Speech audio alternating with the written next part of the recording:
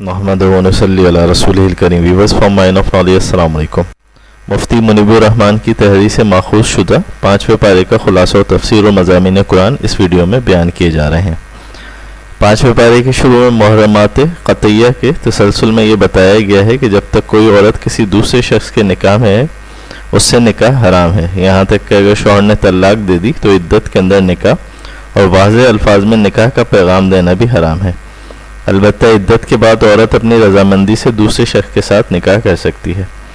آیت 29 میں بتایا کہ باطل طریقوں سے ایک دوسرے کا مال کھانا حرام ہے اور باہمی رضامندی سے تجارت جائز ہے اور اس سے حاصل ہونے والا نفع بھی جائز ہے. اسی طرح ہبہ اور وراثت کے ذریعے جو مال ملے وہ بھی جائز ہے، مگر جوا، سٹہ، غصب، چوری، ڈاکہ، خیانت، رشوت، جھوٹی قسم کھا کے اور جھوٹی گواہی کے ذریعے دوسروں کا مال حاصل کرنا حرام ہے.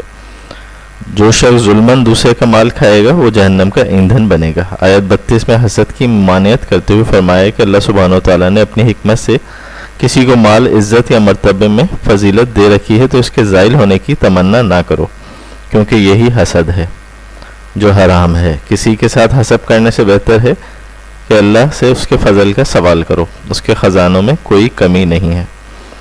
اللہ سبحانہ و تعالیٰ نے فرمایا مرد عورتوں کے منتظم اور کفیل ہیں، کیونکہ اللہ نے ان میں سے ہر ایک کو دوسرے پہ فضیلت دی ہے، اور اس لیے بھی کہ مردوں نے ان پہ اپنے مال خرچ کیے ہیں، یعنی شوہر مہر بھی ادا کرتا ہے اور بچوں کی اور بیوی کی کفالت بھی اس کے ذمہ ہے. آیت 37 میں اللہ سبحانہ و تعالیٰ نے توحید کا حکم فرمایا اور شرک کی تمام صورتوں کی ممانعت فرمائی ہے. اس کے بعد حقوق العباد کا بیان ہوا اور فرمایا کہ ماں باپ، قرابت داروں، یتیموں، مسکینوں، پڑوسیوں، مسافروں اور اپنے ماتحتوں کے ساتھ اچھا برتاؤ کرو. پھر پڑوسوں کی حد بندی کی ہے.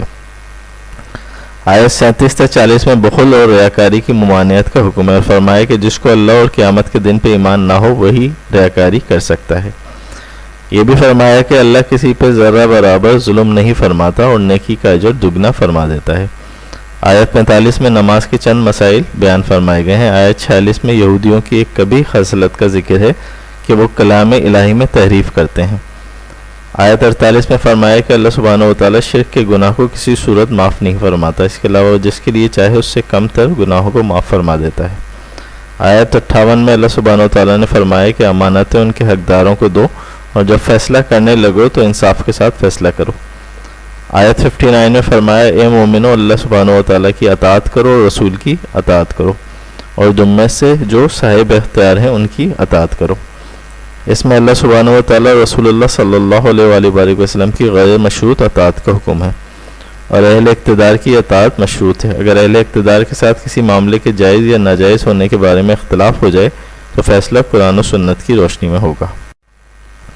آیات 60 تا 63 میں منافقین کی مکروہ چالوں اور دو رخ پن کا ذکر ہے. اس کے بعد اہل ایمان کے لیے ایک ایمان افروز نوید ہے. آیت 65 میں فرمایا کہ جو لوگ اللہ سبحانہ و تعالیٰ کے رسول کو آپس کے جھگڑوں میں حاکم نہ بنائیں اور پھر آپ جو فیصلہ صادر فرما دیں اپنے دل و جان سے قبول نہ کریں، یعنی رسول اللہ صلی اللہ علیہ وآلہ وسلم کے فیصلے پر دل میں کوئی تنگی اور ملال نہیں آنا چاہیے، تو وہ بظاہر ایمان کے دعوے کے باوجود حقیقت میں مومن نہیں ہو سکتے. آیت 69 میں فرمایا جو اللہ اور اس کے رسول کی اطاعت کرے گا تو آخرت ان لوگوں کے ساتھ ہوگا جن پر اللہ نے انعام فرمایا، جو انبیاء، صدیقین، شہداء اور عباد الصالحین ہیں. اس کے بعد جہاد کے بارے میں احکام، ہدایات اور کامیابی کی بشارتیں ہیں. آیت 76 اور اس کے بعد والی آیت میں بتایا گیا کہ منافق اور بزدل لوگوں کو جب جہاد کی دعوت دی جاتی ہے تو جانے کے خوف سے ان کے دل لرز جاتے ہیں اور وہ زندگی کی مہلت چاہتے ہیں. آیت 86 میں معاشرتی آداب بتائے گئے ہیں کہ جب تمہیں کسی لفظ سے سلام کیا جائے تو تم اس سے بہتر الفاظ میں جواب دو، جیسے السلام علیکم جواب میں کہا جائے وعلیکم السلام ورحمۃ اللہ وبرکاتہ، یا کم از کم انہی الفاظ میں جواب دو جیسے السلام علیکم کے جواب میں وعلیکم السلام. زمانے جنگ میں مسلمانوں کو کئی طرح کے لوگوں سے واسطہ پڑا. وہ منافقین جو دل سے مسلمانوں کی تباہی اور ناکامی چاہتے تھے ان کے لیے فرمایا کہ نہ تو انہیں اپنا دوست بنایا جائے نہ ان کے ساتھ کوئی رعایت برتی جائے بلکہ ان کا کلا کما کر دیا جائے. دوسرا کچھ لوگ وہ تھے جو جنگ سے گریز چاہتے تھے، نہ مسلمانوں سے لڑنا چاہتے تھے نہ اپنی قوم کی حمایت میں لڑنا چاہتے تھے، یا وہ ایسی قوم کے پاس چلے جاتے جن کے ساتھ مسلمانوں کا جنگ نہ کرنے کا معاہدہ ہے. تو قرآن نے بتایا اگر وہ جنگ سے کرانہ کش ہو جائیں اور مسلمانوں سے نہ لڑیں اور مسلمانوں کا صلح کا پیغام دیں تو مسلمانوں کو بھی اس سے تعرض نہیں کرنا چاہیے۔ دوسرا، منافقین کا ایک وہ گروہ تھا جو مسلمانوں اور اپنی قوم دونوں کے ساتھ امن سے رہنا چاہتا تھا، لیکن ان کی باطنی کیفیت یہ تھی کہ اگر ان کی قوم کی طرف سے مسلمانوں پہ جنگ مسلط کر دی جائے تو اس میں کود پڑیں۔ تو قرآن نے بتایا اگر وہ مسلمانوں سے الگ نہ ہوں اور مسلمانوں کو صلح کا پیغام نہ دیں اور موقع ملنے پہ مسلمانوں کو نقصان پہنچانے سے اپنا ہاتھ نہ روکیں تو مسلمانوں کو بھی حق ہے کہ موقع ملتے ہی ان کا قلع کامہ کر دیں۔ آیت 92 میں قتل خطا کا حکم بیان ہوا ہے۔ اگر کسی مسلمان کے ہاتھوں غیر ارادی طور پہ غلطی سے کسی مسلمان کا قتل ہو جائے تو اس کی تلافی کے لیے کفارہ بھی دینا ہوگا اور مقتول کے ورثاء کو دیت بھی دینی ہوگی، سوائے اس کے کہ مقتول کے ورثاء دیت معاف کر دیں۔ آیت 93 میں قتل عمد یعنی ارادی طور پہ کسی بے قصور انسان کی جان کو تلف کرنے کا حکم دیا گیا ہے۔ آیت 95 میں بتایا گیا ہے کہ جو لوگ جہاد سے کنارہ کش ہیں ان کا درجہ ان کے برابر نہیں ہو سکتا جو اپنے جان و مال سے اللہ کی راہ میں جہاد کر رہے ہیں۔ آیت 101 اور بعد کی آیت میں مسافر کے لیے نماز میں قصر کا حکم بیان ہوا ہے۔ فقہ حنفی میں مسافت سفر کی مقدار 98 کلومیٹر ہے۔ نماز و جماعت اتنا لازمی فریضہ ہے کہ حالت جنگ میں بھی ساکت نہیں ہوتا۔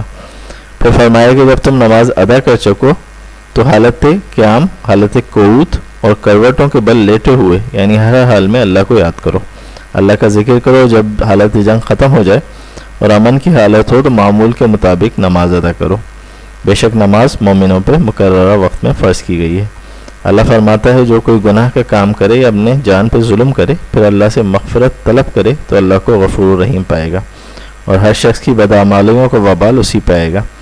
اللہ سبحانہ و تعالیٰ نے فرمایا اور جو شخص ہدایت کے ظاہر ہونے کے بعد رسول کی مخالفت کرے اور تمام مسلمانوں کے راستے کے خلاف چلے تو ہم اسے اسی کی طرف پھیر دیں گے جسے اس نے خود اختیار کیا اور اسے جہنم میں داخل کر دیں گے اور وہ برا ٹھکانہ ہے۔ اس میں واضح طور پر وعید ہے کہ کسی شخص کا مسلمانوں کے اجماعی راہ سے ہٹ کر اپنے لیے الگ راہ عمل متعین کرنا جہنم کا راستہ اختیار کرنا ہے۔ اللہ سبحانہ و تعالیٰ نے شیطان کے پیروکاروں کے لیے جہنم کی وعید سنائی اور مومنین کاملین کے لیے جنت کی بشارت دی ہے اور فرمایا کہ ہر صاحب ایمان مرد و عورت جنہوں نے حالت ایمان میں نیک کام کیے وہ جنت میں داخل ہوں گے۔ اللہ سبحانہ و تعالیٰ نے فرمایا اس سے اچھا دین کس کا ہوگا جو اپنے آپ کو اللہ کی بندگی کے سپرد کر دے اور وہ نیکوکار ہو اور ملت ابراہیم کا پیروکار ہو۔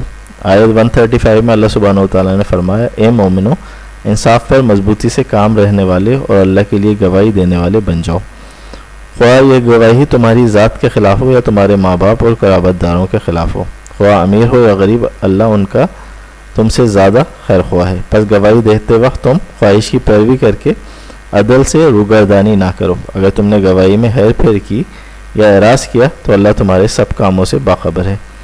منافقین کی ایک علامت یہ بتائی جاتی ہے کہ نماز میں سستی کرتے ہیں، نماز کو ایک بوجھ سمجھتے ہیں اور صرف دکھاوے کے لیے نماز پڑھتے ہیں۔ یہ لوگ ہمیشہ کفر و ایمان کے درمیان متزلزل رہتے ہیں، اسی لیے فرمایا ہے کہ منافقین جہنم کے سب سے نچلے طبقے میں ہوں گے۔